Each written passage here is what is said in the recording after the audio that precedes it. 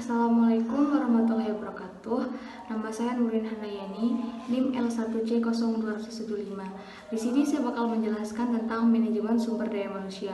Manajemen sumber daya manusia adalah pengakuan akan pentingnya tenaga kerja organisasi sebagai sumber daya manusia yang virtual yang berkontribusi terhadap tujuan organisasi dan pemanfaatan dari beberapa fungsi dan kegiatan untuk memastikan bahwa mereka itu digunakan secara efektif dan adil untuk kepentingan organisasi, individu organisasi, dan masyarakat.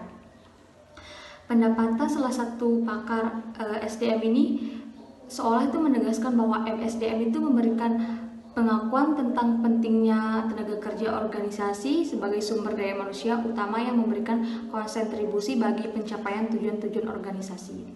Selain itu, MSDM itu juga memberikan organisasi bahwa pelaksanaan fungsi dan kegiatan organisasi itu dilaksanakan sebagai efektif dan adil bagi kepentingan individu, organisasi, dan masyarakatnya. Secara etimologis, MSDM itu merupakan penggabungan dari dua konsep yang secara makna itu memiliki pengertian yang berbeda, yaitu manajemen dan sumber daya manusia. Sumber daya manusia atau yang disebut dengan SDM itu merupakan daya atau tenaga power kekuatan yang bersumber dari manusia atau potensi manusiawi yang melekat keberadaannya pada diri seseorang yang mencakup potensi fisik dan non-fisiknya. Saya atas nama Nobita Dewi dengan NIM L1C20073 akan menjelaskan tentang konsep sumber daya manusia. Secara konseptual, sumber daya manusia merupakan usaha untuk memproduksi barang atau jasa yang dapat dilakukan oleh manusia dalam suatu proses produksi. Sumber daya manusia adalah mencari manusia yang mampu bekerja untuk memberikan jasa atau usaha di dalam suatu proses produksi. Konsepnya terdiri dari dua, yaitu kualitas sumber daya manusia dan kuantitas sumber daya manusia. Aspek kuantitas ini menyangkut jumlah tenaga kerja yang kontribusinya kurang penting dalam pembangunan, bahkan bisa menjadi beban bila SDM-nya rendah atau kualitasnya itu rendah. Yang kedua yaitu aspek kualitas menyangkut mutu sumber daya manusia, baik kemampuan fisik maupun non-fisik. Oleh karena itu, untuk kepentingan ekselerasi pembangunan, maka peningkatan kualitas sumber daya manusia ini merupakan persyaratan utama bagi proses produksi. Ada tiga konsep tentang sumber daya manusia, yaitu sumber daya manusia sebagai yang bekerja di lingkungan suatu organisasi yang disebut pegawai atau karyawan. Yang kedua, sumber daya manusia sebagai potensi manusia atau yang menggerakkan organisasi tersebut.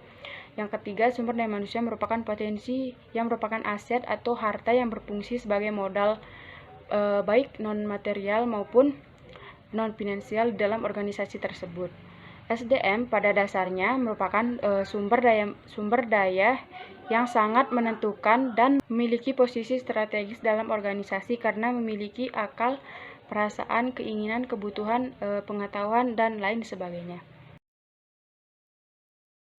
Bismillahirrahmanirrahim. Assalamualaikum warahmatullahi wabarakatuh. Saya Mizan Pujaisna, NIM L1C0259, akan menyampaikan materi selanjutnya, yakni tentang sumber daya manusia merupakan potensi, aset atau harta. Banyak istilah yang digunakan untuk menjelaskan konsep sumber daya manusia, seperti human capital, human asset, intellectual capital, dan lainnya. Tetapi dalam konteks ini lebih digunakan konsep sumber daya manusia sebagai human asset atau harta. Sumber daya manusia merupakan aset yang sangat berharga atau sebuah investasi yang besar yang akan menjadi faktor utama yang menentukan suatu keberhasilan sebuah negara ataupun sebuah organisasi.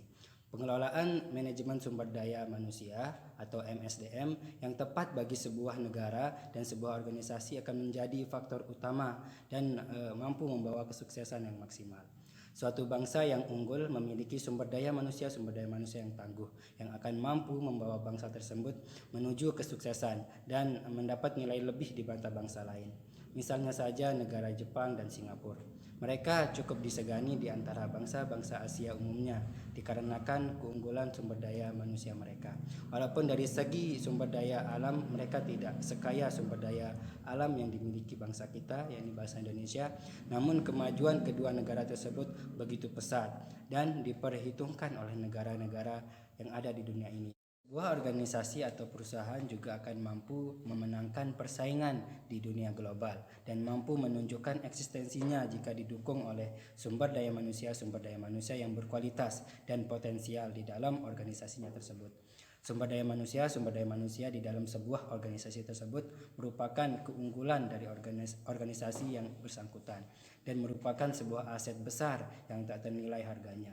Sumber daya manusia atau seperti karyawan di dalam sebuah organisasi ini sangat penting peranannya dalam keberhasilan sebuah organisasi atau perusahaan. Fasilitas yang canggih dan lengkap belum tentu merupakan jaminan kesuksesan sebuah organisasi jika tidak diimbangi dengan kualitas sumber daya manusia yang mampu memanfaatkan fasilitas tersebut. Jadi secanggih apapun teknologi sebuah organisasi, tetaplah diperlukan sumber daya manusia yang cakap untuk mengoperasikannya.